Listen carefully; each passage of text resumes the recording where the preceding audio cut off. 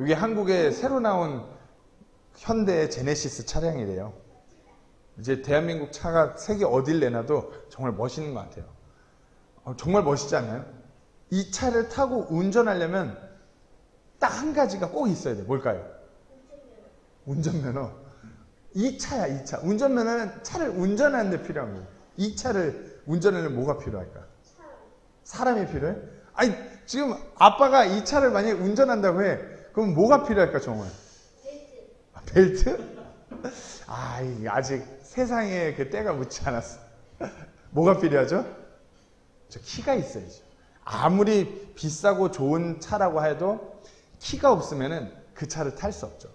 그것이 뭐 그냥 이렇게 껴갖고 돌리는 키가 됐던, 요즘에는 다 스마트 키, 몸에 지니고만 있으면은 그냥 누르면 문 열리고 누르면 시동 켜지잖아요. 어찌됐든 간에 키가 있어야지 이 차를 문 열고 들어가서 운전을 할 수 있어요. 키가 없다면은 그저 이제 저같이 이렇게 먼 발치에서 야, 차 좋다. 아니, 필리핀 사람들 많이 하잖아요. 그 비싼 빨간 외제차 있으면 자기 차 있냐고 옆에 가갖고 이러면서 사진 찍는 거. 그것까지밖에 할 수 없어요. 키가 있어야 돼요. 이건 차에만 해당되는 얘기가 아니에요. 집도 똑같죠. 아무리 좋은 집이라고 해도 키가 없다면 그 집에 들어갈 수가 없어요. 그건 도둑이 되는 거죠. 우리의 인생도 이와 같죠. 아무리 우리의 인생이 대단해 보인다고, 그럴싸해 보인다고 해도 우리 인생에서 가장 중요한 그 한 가지가 있지 않다라면 불행한 인생이에요.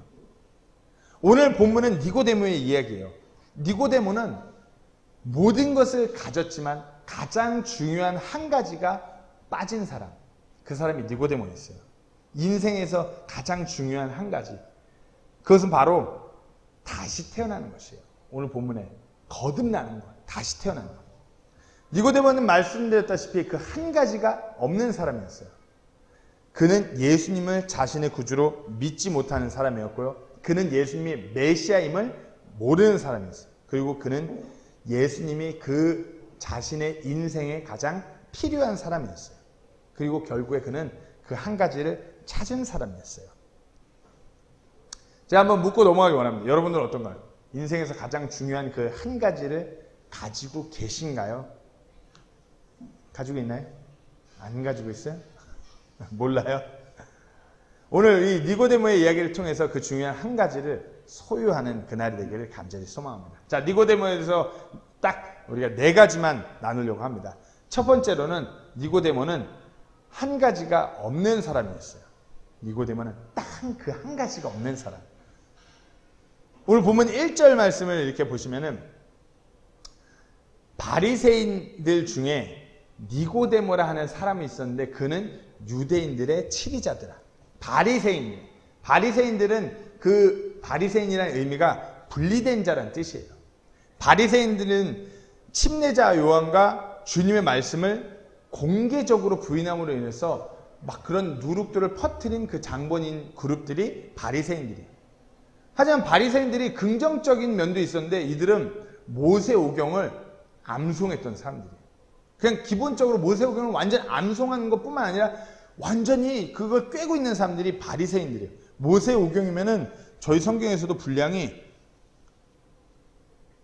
한 요만큼 돼요. 성경책으로도 분량이. 이걸 암송하는 그룹이 바리새인들이래요. 그리고 기도와 구제, 어떤 종교적인 의식에 가장 열심을 내는 자들이 바리새인들. 근데 이 니고데모가 이 바리새인들 중에 니고데모, 그리고 그는 유대인들의 치리자. 즉 다시 말해서 바리새인 중에 바리새인, 그런 어떤 유대인들의 성경 학자 중에 최고 학자들의 학자, 우리식으로 말하면 PhD 박사학위를 가진 그런 최고의 선생님이 바로 니고데모였어요. 본문 2절에 그런 니고데모가 이제 예수님께 찾아오죠. 오늘 본문 2절에 바로 그가 밤에 예수님께 와서 그분께 이르되 랍비여, 우리는 당신이 하나님으로부터 오신 선생인 줄 알고 있나이다.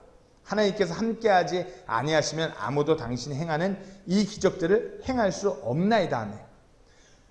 구약의 말씀을 완전히 꿰고 있는 바리새인들 중에 바리새인 유대인의 치리자인 니고데모였기 때문에 예수님께서 오셔갖고 하신 말씀, 하신 기적들, 그걸 통해 구약의 말씀을 통해서 그분을 비춰보니까 이분은 진짜 하나님으로부터 온 사람이다.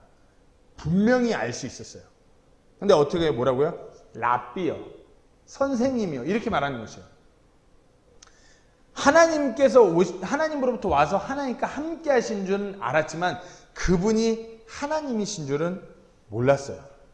니고데모는 그렇게 어떤 성경적인 지식이 대단함에서도 불구하고 메시아로, 아들 하나님을 하나님으로 보지 못하는 니고데모였어요. 영적으로 눈이 먼 자가 니고데모였어요. 마태복음 15장 14절에 그들은 눈먼 자들을 인도하는 눈먼 지도자니라. 니고데모가 이와 같은 사람이었어요. blind leaders. 영적으로 눈이 먼 사람, 영적으로 보지 못하는 사람, 구약의 말씀을 누구보다도 잘 알고 있음에도 불구하고 예수님을 메시아로 볼 수 없는 그 사람, 율법에 능통하고 종교적 열심이 최고였던 니고데모였어요. 하지만 그 니고데모도 그 한 가지가 없었어요. 즉 니고데모와 이 바리새인들은 다시 태어나지 못했던 사람들이었던 것이에요. 이들은 그 예수님을 자신의 그 개인의 구주로 받아들이지 못했어요. 어찌 보면 똑같지 않나요? 지금 교회는 엄청나게 많아요. 근데 교회 안에서도 성경에 대해서 많이 알고 있다고 해도 교회 안에서 좋은 일도 많이 하고 헌신도 많이 하고 헌금도 많이 하고 진짜 교회에서 모든 사람이 인정하고 존경받는 인물이라고 해도 뭐 수십 년간 교회에서 그렇게 봉사하고 헌신했다고 해도 이 중요한 이 한 가지, 다시 태어나지 않았다면 그와 같은 사람도 어디 가죠? 그렇죠. 지옥 가는 것이에요.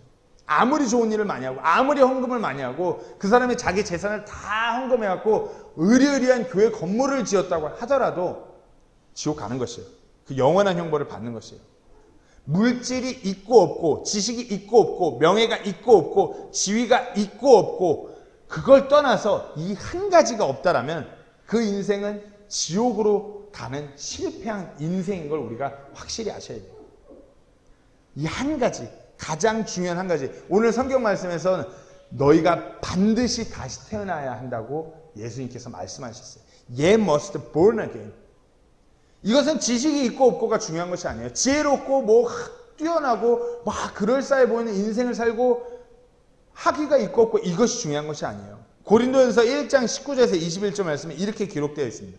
기록된 바 내가 지혜로운 자들의 지혜를 무너뜨리고 분별 있는 자들의 지각을 쓸모없게 만들리라 하였으니 지혜로운 자가 어디 있느냐, 서기관이 어디 있느냐, 이 세상의 변론가가 어디 있느냐, 하나님께서 이 세상의 지혜를 어리석게 만들지 아니하셨느냐. 하나님의 지혜에 있어서는 세상의 지혜로 하나님을 알지 못하였으므로 하나님께서 복음 선포에 어리석인 것으로 믿는 자들을 구원하시는 것을 기뻐하셨도다. 아멘. 세상의 지혜로는 하나님을 알 수 없대요. 세상의 지혜로 아무리 성경 말씀, 성경 66권을 다 외우고 있다라고 하여도 그렇죠. 머리가 진짜 타고나면서부터 비상하면은 성경 말씀 다 외울 수 있겠죠. 그렇다 하여도 세상의 지혜로는 하나님을 알 수 없대요. 복음 선포에 어리석은 것으로, 그렇잖아요. 어리석은 것이래요. 그렇죠. 이렇게 해외에 나와서 사람 잘 모이지도 않는 데서 사람 한 명 어떻게든 앉혀놓고 복음 전하고자 하는 이와 같은 어리석은 것으로 믿는 자들을 구원하시는 것을 하나님께서 기뻐하신대요. 니고데모는 정말 세상적으로 뛰어났어요. 엘리트 중에 엘리트고 리더 중에 리더였어요. 하지만 니고데모는 그 한 가지가 없었어요. 다시 태어난, 거듭난 그 한 가지가 없어요. 그러므로 니고데는 불행한 인생이었던 것이었어요. 그리고 니고데모는 그 한 가지가 없을 뿐만 아니라 그 딱 한 가지를 모르는 사람이 니고데모였어요. 정말 다음 슬라이드로 넘어가 줄래? 그 한 가지를 모르는 사람. 니고데모가 그렇게 구약의 말씀을 잘 알았어요. 근데 니고데모는 그 최고의 율법학자임에도 불구하고 구약의 말씀을 깨고 있음에도 불구하고 몰랐어요. 지식도 있고 명예도 있고 권력도 있지만 그 한 가지에 대해서 모르는 사람. 그러니까 어떻게 해요? 야밤에 예수님을 찾아온 것이에요. 야밤에. 세상에서부터 자기 그룹 바리새인들로부터 손가락질 받고 있는 이 예수님을 야밤에 몰래 찾아온 것이에요. 늦은 밤에. 왜죠? 그 한 가지를 모르기 때문에. 그 한 가지가 너무나 뭔가 갈증이 있는데, 영적인 갈급함이 있는데, 뭔가 자신의 삶에서 해결되지 않는데. 그러니까 어떻게 해요? 니고데모가 그 한밤중에 예수님을 찾아와요.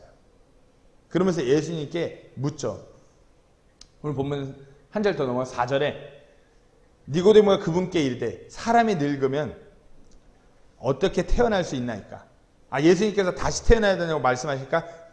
니고데모가 다시 반론을 하죠. 사람이 늙으면 어떻게 태어날 수 있나이까?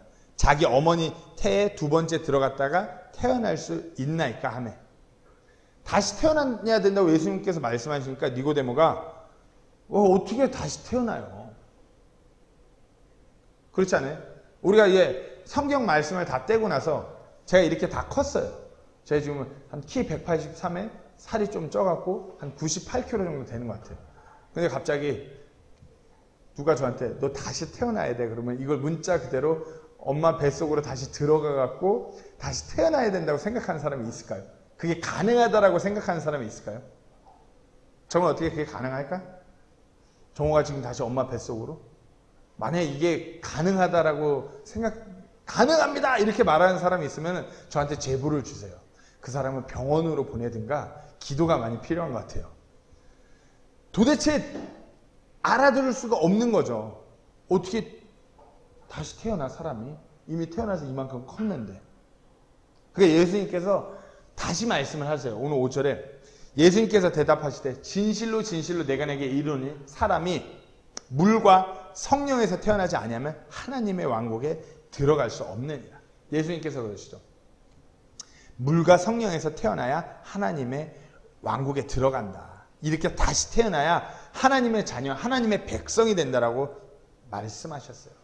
뭔가 그렇지 않아요? 니고데모하고 예수님이 대화가 안 되는 것 같아요. 니고데모는 육신적으로, 인간적으로 사람의 지혜로 생각하고 묻고 있는데 예수님께서는 믿음의 어떤 영적인 것으로 대답해 주세요. 그러니까 대화가 안 되는 것이에요. 예수님의 이 말씀에 보면 물에서 태어나는 것. 이건 유대인들의 사고예요. 유대인들은 사람이 태어나는 것을 물에서 태어난다고 생각해요. 왜죠? 엄마 뱃속에 그 양수. 양수는 피가 아니라 물이에요. 그렇기 때문에 그 물에서 사람이 태어난다고 생각해요. 그게 유대인식 사고예요. 제가 조금만 하나 더 말씀드리자면 아이가 엄마 뱃속에 있어요. 그러면 엄마의 피가 그 뱃속의 아기와 섞였을까요? 안 섞였을까요?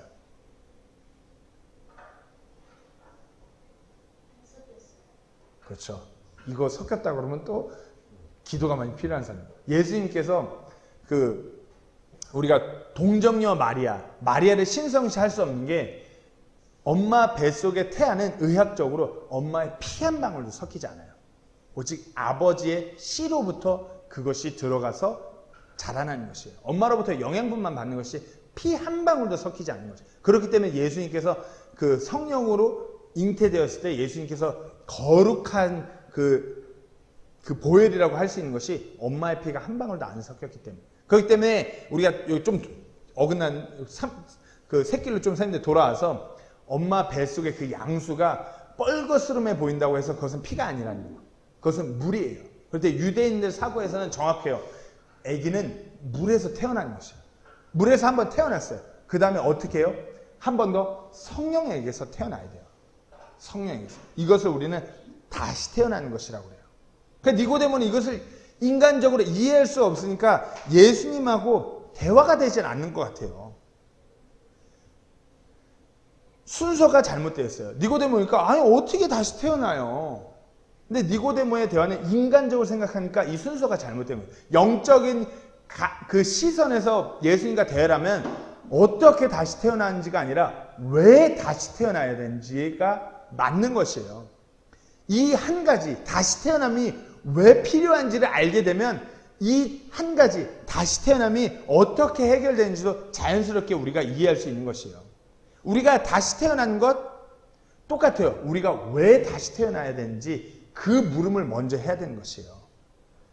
로마서 3장 10절을 보면 성경 말씀에 정확하게 기록되어 있어요. 이곳은 기록된 바 의로운 자는 없나니 단 한 사람도 없으며. 우리가 십계명 잘 아시죠? 율법의 핵심이라고 하는 그 십계명. 십계명은 마지막 그러면 남의 것을 탐하지 말라고 그랬어요. 그죠? 이거 십계명의 마지막 계명 이거 하나도 제대로 지키는 사람이 전 세계에 없어요. 그 계명의 본뜻이 뭐냐면은 정훈 형제님 저 모자 괜찮아 보이네. 십계명 마지막 거 어긴 것이에요. 아까 우리가 그 시작할 때 그럴싸한 제네시스 차 사진 봤잖아요. 그거 보고 야, 저 차 괜찮네. 이러면 그 마지막 계명 어긴 거예요. 그러니까 그 계명이라는 하나님께서 지키라고 주신 계명을 단 하나도 어기지 않고 의롭게 살 수 있는 사람은 전 인류에 없어요. 오직 단 한 분 예수님밖에 없는 것이에요. 그러니까 성경 말씀에 기록된 대로 의로운 자는 없나니 단 한 사람도 없다고 말하는 것이에요. 그리고 로마서 3장 23절에 이렇게 말씀하십니다. 모든 사람이 죄를 지어 3장 23절에 모든 사람이 죄를 지어 하나님의 영광에 이르지 못하더니 그 계명을 통해 알건대 우리가 모두가 죄를 짓고 사는 것이에요. 그래서 어떻게 해요? 하나님의 영광에 이르지 못해요. 즉 다시 말해 천국 갈 수 없고 영원한 형벌 지옥으로 갈 수밖에 없다라고 성경 말씀은 말씀하시는 것이에요. 모든 사람이. 로마서 5장 12절 말씀에 그러므로 한 사람으로 말미암아 죄가 세상에 들어오고 죄로 말미암아 사망이 들어왔으며 이로써 사망이 모든 사람들에게 전달되었으니 이는 모든 사람이 죄를 지었기 때문이다. 우리가 뭘 어떻게 해서 죄를 지은 게 아니라 우리가 그렇게 태어났다라고 말하는 것이에요. 인류의 조상 그 아담 한 사람의 죄로 인해서 죄가 이 땅에 들어오고 우리는 그 죄로 태어난 것이에요. 그러니까 자연스럽게 죄를 지을 수밖에 없어요. 이것을 우리가 어떻게 하냐면은 제가 미국에서 공부할 때 정호가 미국에서 태어나고 갓난아기로 지냈잖아요. 근데 저희가 경제적으로 형편이 너무 어렵기 때문에 정호를 어디 어린이집 같은 데를 보내지 못하고 저희 아내가 맨날 집에만 데리고 있었어요. 그러니까 어디 누구를 보고서 모방학습 이런 걸 한 적이 없어요. 근데 정호가 말도 잘 못하는데 애가 이거 먹을 거 달라는데 안 주니까 승질이 나니까 어떻게 하냐면 여기 제 뺨을 그냥 있는 대로 풀어주시면 이렇게 딱 때리는 거예요. 배운 적이 없는데 여기 때리면 진짜 기분이 나쁜데 그 다음에 연타로 그 다음에 머리를 또 때리는 거예요. 배운 적이 없는데 자기 승질이 나니까 막 휘두르고 때리는 거예요.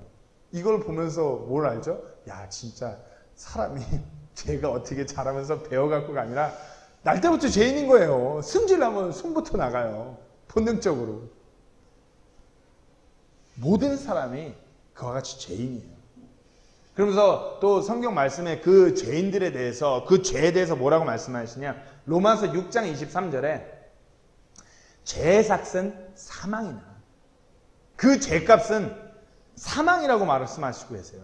이것은 1차원적으로 무슨 육신적인 사망을 말씀하시는 것이 아니라 둘째 사망. 영원한 사망. 영원히 우리가 소위 말하는 그 불호수에서 꺼지지 않는 그 불에서 영원토록 고통받는 그 형벌. 죄값이 그것이라고 말하고 있는 것이에요. 이것이 바로 니고데모가, 이것이 바로 우리가 그 단 한 가지 다시 태어나야 하는 그 이유인 것이에요. 이 한 가지를 해결해야 되는 그 이유가 바로 이것이에요. 우리가 모두가 죄인이기 때문에, 우리에게 그 죄의 삭시 놓여있기 때문에, 그리고 예수님께서는 그 니고데모에게 그 한 가지를 어떻게 해결해야 되는지에 대해서도 말씀하신 것이에요. 오늘 보면 6절부터 다시 또 보겠습니다. 육에서 태어난 것은 육이요 성령에게서 태어난 것은 영이니, 우리가 다시 태어난 것은 육이 아니라 영이라고 예수님께서 말씀하셨어요. 왜? 이 육은 어차피 죽어요. 이 육은 어차피 다 썩어요. 땅으로 돌아가요. 하지만 영은 다시 태어났기 때문에 죽는 것이 아니라 올라가요. 하나님 계신 그곳으로. 7절부터 다시 보겠습니다. 내가 내게 이르기를 너희가 반드시 태어나야 하리라 한 것에 놀라지 말라. 바람이 자기가 원하는 곳에서 불매 네가 그것의 소리는 들어도 그것이 어디서 와서 어디로 가는지 알 수 없나니 성령에게서 태어난 자도 다 이러하니라 하시니라. 성령에게 난 것도 이와 같은 것이요. 이성적으로 우리가 이해할 수 있는 것이라고 말씀하시는 것이 아니야. 믿음으로 받아들여야 한다고 말씀하시는 것이에요. 놀라지 말라. 너희가 너희 머리로, 너희가 이성적으로, 너희 경험으로 이해할 수 있는 것이 아니다. 바람이 불지 않느냐. 근데 그 바람이 어디서 와갖고 어디로 가는지 너희가 알 수 있냐? 없단 말이에요. 성령에도 태어난 자가 이와 같다. 성령에서 태어난 자도 너희가 그게 어떻게 태어나고 어떻게 어디로 간지 너희가 감히 알 수 없다. 단지 알 수 있는 것은 태어났어요. 그럼 어떻게 해요? 낳으신 분이 있다라는 것이에요. 그리고 이 낳으신 분에 대해서 성경 기록은 이렇게 말씀하세요. 이거 하나님의 교회 아버지 하나님, 어머니 하나님 낳으신 분이 계십니다. 제가 이런 이단교리 말씀드린 거 아니에요. 성경 말씀에서 그 낳으신 분에 대해서 말씀하고 있는 것에 대해서 말씀드립니다. 아버지 하나님, 어머니 하나님 이렇게 말하는 사람들이 보면 성경 말씀은 이렇게 말씀하신대요 라고 이 구절을 펴보셔도 돼요. 야고보서 1장 18절 말씀입니다. 그분께서 자신의 뜻에 따라 진리의 말씀으로 우리를 낳으셨으니 이것은 우리가 그분의 창조물 중 첫 열매 종류가 되게 하려 하십니다. 우리가 다시 태어났다는 건 우리를 누군가가 낳으셨다는 거예요. 성경 말씀은 하나님께서 우리를 말씀으로 낳으셨다라고 말씀하고 계세요. 말씀으로. 그러니까 우리가 무슨 구원 간증이나 제가 예수님을 어떻게 만났습니다 할 때 어떤 경험이나 체험이나 어떤 감정이 아니라 성경 말씀을 빗대어서 말씀하는 것이 왜? 말씀을 통해서 우리를 낳으셨으니까. 우리가 다시 태어나는 것은 누군가가 우리에게 전한 하나님의 말씀, 성경 말씀을 통해서 그 말씀을, 성경 기록을 믿음으로 다시 태어나는 것이에요. 하나님께서 그렇게 진리의 말씀으로 우리를 낳으셨다라고 성경 말씀은 정확하게 기록되어 있습니다. 베드로전서 1장 23절에도 이렇게 기록되어 있습니다. 너희가 다시 태어난 것은 썩을 씨에서 난 것이 아니요 썩지 아니할 씨에서 난 것이며 살아있고 영원히 거하는 하나님의 말씀으로 된 것이니. 이 단 한 가지가 어떻게 해요? 하나님의 말씀으로 된 거예요. 근데 성경 말씀에는 왜 그 단 한 가지 다시 태어나야 된다고 성경에 어떻게 기록되어 있죠? 우리가 죄인이기 때문에. 우리가 죄인이기 때문에 죄의 문제를 우리가 어떻게 해결할 수가 없어요. 죄의 삭은 사망인데 우리가 그것을 어떻게 할 수가 없어요. 그래서 성경 이론에 죄의 삭은 사망인데 뭐라고 되어 있냐? 하나님의 선물은 예수 그리스도를 통해서 얻는 영원한 생명이라고 기록되어 있어요. 그게 하나님의 말씀이에요. 그 말씀을 믿음으로 우리가 다시 태어나는 것이에요. 계속 나가겠습니다. 니고데모는 그 한 가지가 없었고요. 그 한 가지가 몰랐고요. 그리고 그 한 가지가 믿지 못하는 사람이었어요. 그 한 가지에 대해서 불신하는 사람이었어요. 9절 말씀부터 다시 보겠습니다. 니고데모가 그분께 응답하여 이르되 어찌 이런 것들이 있을 수 있나이까? 예수님께서 친히 니고데모한테 다시 태어나야 된다고. 다시 태어나는 건 물과 성령으로 태어나는 것이다. 이건 너희가 이해할 수 없는 것이다. 이게 설명을 하셨어요. 그러니까 니고데모가 믿지 못하는 것이죠. 어찌 이런 일들이 있을 수 있습니까? 당신이 하나님으로부터 온 선생인 거 내가 아는데, 당신이 진짜 하나님이 당신과 함께하는 거 내가 아는데 다시 태어나는 거? 이게 도대체 이해가 되지 않아요. 믿을 수가 없는 것이죠. 어찌 이렇습니까? 그래서 지금도 이렇게 이와 같이 말씀하는 사람들 많아요. 교회에서 이거를 이렇게 말씀으로 복음을 전해갖고 믿게 하는 게 어려우니까 이것을 대체하는 것이 감정적인 거. 그러니까 어떤 요즘 이제 트렌드처럼 되는 게 한국 많은 교회에서 어떤 수련회를 가요. 특히 청소년, 청년 수련회를 가요. 2박 3일, 3박 4일 하잖아요. 그러면 마지막 날 밤 집회가 하이라이트예요. 그럼 그 집회 때 어떻게 하냐? 그런 찬양들 많이 해요. 막 가사며 멜로디며 박자며 막 뭔가 자기가 눈물을 막 줄줄 흘려야 될 것 같은 그런 찬양들 많이 해요. 마지막 날에 눈물 콧물을 다 짜게 만들어요. 그런 분위기를 연출해요. 그러면서 그때 복음을 같이 전해갖고 그들이 다 눈물 콧물을 쏟아내니까 다 그들이 어떤 그런 감정적인 것으로 자기가 예수님을 만난 것으로 착각하게 만들어요. 그래 어떻게 해요? 예수님을 진짜 만난 게 아니라 감정적으로 그런 이모션만 터치되고 나고 넘어가니까 삶에 뭔가 진짜 변화는 일어나지 않아요. 그게 어떻게 해요? 매주 교회 오면서도 자기 하나님의 말씀으로 하나님께서 우리를 낳으셨다라고 하는데 이 말씀은 교회 예배 시간에나 잠깐 피는 책, 두꺼운 책, 글 많은 책, 내가 함부로 범접할 수 없는 책, 먼지가 쌓여가는 책, 성경책을 그 정도로만 생각해요. 아니라고 말하지만 툭 까놓고 얘기해서 대부분의 젊은 청년, 청소년들 아니라고 말하지만 그렇게 수련해갖고 뜨겁게 은혜 받았지만 야, 너 넷플릭스는 하루에 몇 시간 보니? 매일 넷플릭스 뭐 유튜브는 맨날 보지? 그러면 성경책은 어떠니? 교회 갈 때 제가 들고 가요. 이제 예배 시간에 잘 펴봐요. 그럼 매일 어떻게 눈 떠서 성경책 펴보니? 자기 전에 펴보니? 그 예배 시간에만 잘 들고 다니면 되는 책이잖아요. 성경 기록은 그저 믿을 수 없는 그냥 뭔가 두껍고 어려운 책, 믿던지 말던지 일로 생각하는 그와 같은 그리스도인들이 교회 안에 너무나 많아요. 교회 오랫동안 다닌다고 해서 절대로 천국 가는 거 아니에요. 아무리 그렇게 종교생활 열심히 해도 성경 기록대로 하나님의 말씀을 통해서 예수님을 내 개인의 구주로 받아들이지 않았다라면 교회 60년, 70년 다녀도 지옥 가는 것이에요. 제가 제일 답답하기도 하고 제 자신이 한심하게 느껴질 때가 바로 이거예요. 누구를 만나든지 복음을 전해요. 성경 기록은 분명히 예수 그리스도의 복음에 대해서 이렇게 말씀하십니다. 전해요. 그러면 듣는 분들이 제가 교회에 그렇게 오래 다녔는데 처음 들어요. 몰랐어요. 근데 답답한 건 반응이 없어요. 지적으로 동의하고 고개는 끄덕여요. 근데 믿음으로 반응하지 않아요. 그저 고개만 끄덕이고 넘어가요. 그냥 거기 써 있는 내용. 그러면 제 자신이 되게 한심하게 느껴집니다. 아, 내가 진짜 하나님의 진리를 전하는 데 있어서 내가 너무 부족하구나. 고개만 끄덕이는 사람들 보면서 안타까운 거예요. 아, 저러면 안 되는데. 복음을 듣고서 자기 자신의 그 나쁜 소식, 그 자신의 현 상태에 대해서 듣고서도 찔림이 없어요. 죄인인데, 죄의 삭은 사망인데 이제 내가 지옥으로 향하고 있다는 소식을 들었는데 전혀 반응이 없어요. 니고데모가 이와 같은 것이에요. 그렇기 때문에 예수님께서 다시 강하게 말씀하십니다. 오늘 본문 10절에 예수님께서 그에게 대답하여 이르시되 너는 이스라엘 선생이면서 이런 것들을 알지 못하느냐. 정말 오늘 본문 10절 너는 이스라엘의 선생이면서 이런 것을 알지 못하느냐. 너가 하나님의 선민이라는 이 민족의 선생이라고 하면서 모르느냐 이렇게 물으시는 것이에요.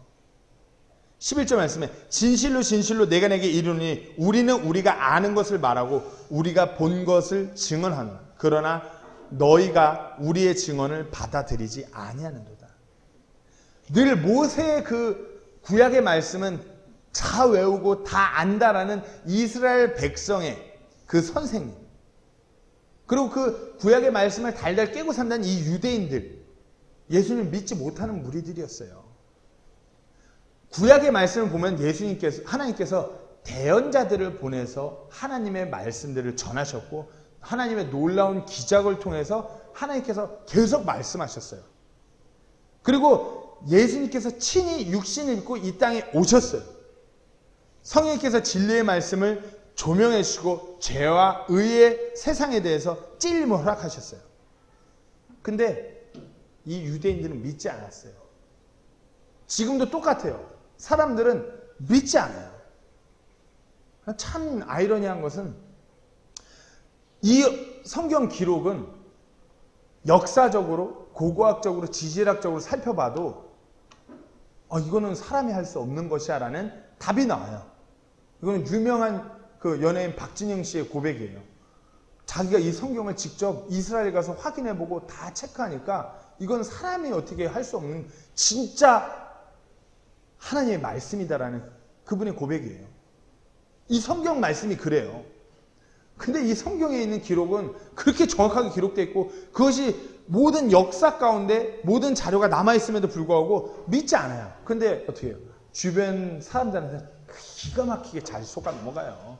딱 봐도 사짜인 것 같은데 딱 봐도 나한테 사기치려고 와서 형님 잘하고 계세요. 요번에 좋은 이거 있는데 투자 한번 하시죠. 이러고 다 속아 넘어가요.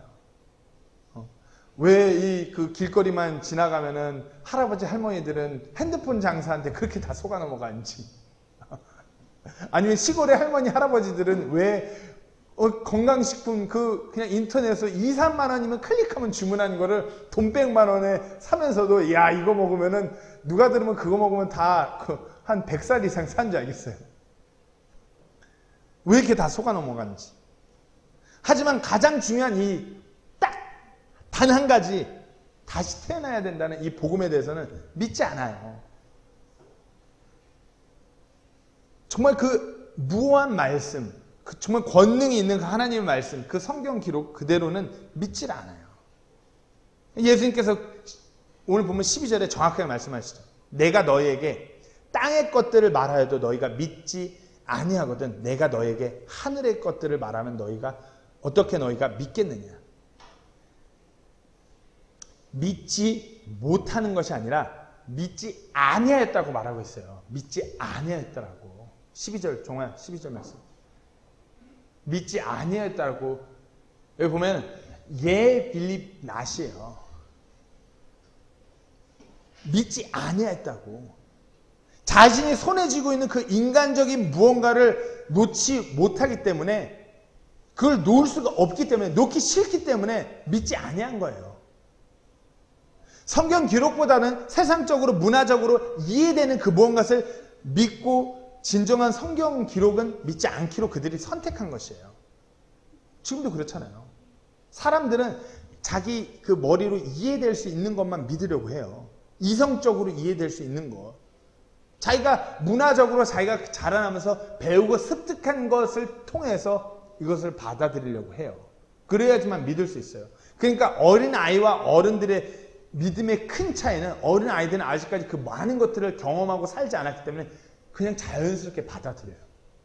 근데 어른은 어떻게 해요? 자기가 살아온 삶이 있어요. 경험한 것이 있어요. 그러니까 이것을 이성적으로만 판단하려고 하니까 쉽게 믿어지지 않는 것이에요.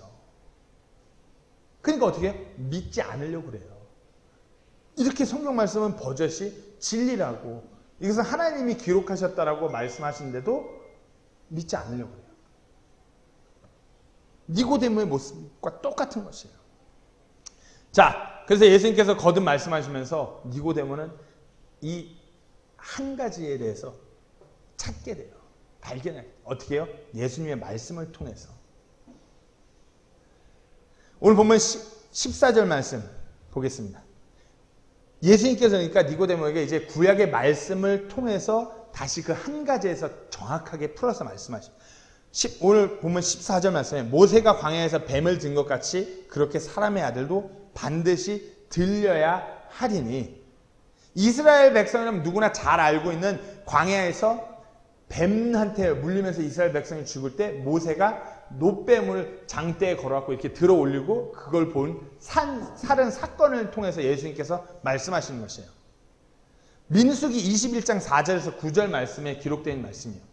광야에서 그들이 에돔 땅으로 돌아가려고 홍해 길을 따라 호르 산에서 이동하였으나 그 길로 인해 백성의 혼이 심히 낙심하였습니다.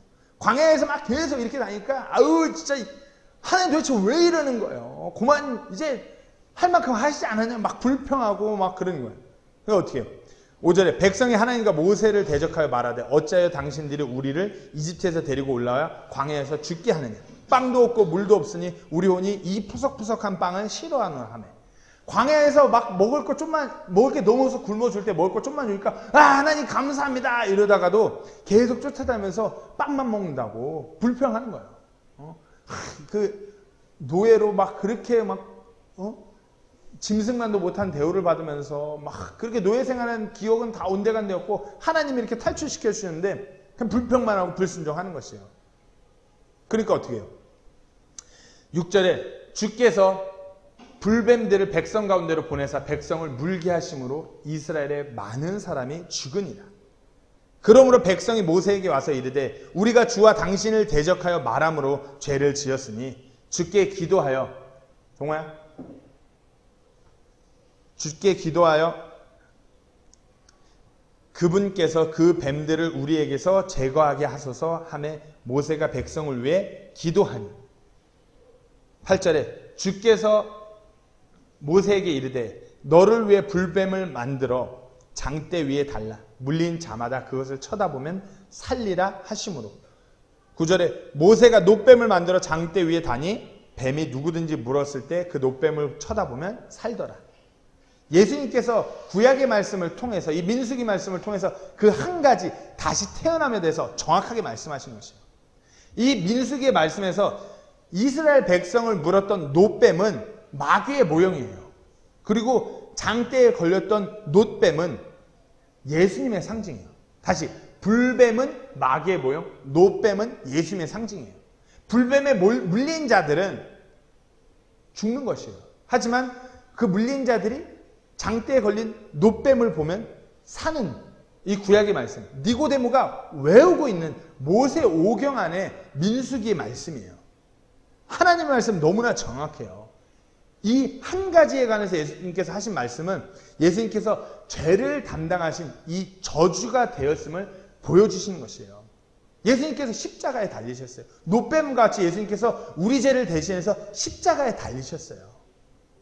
갈라디아서 3장 13절 말씀에 뭐라고요? 그리스도께서 우리를 위해 저주가 되셨다고요. 죄로 인해 받는 그 형벌을 예수님께서 대신 받으셔갖고 십자가에 걸리셨어요. 저주가 되셨다고요.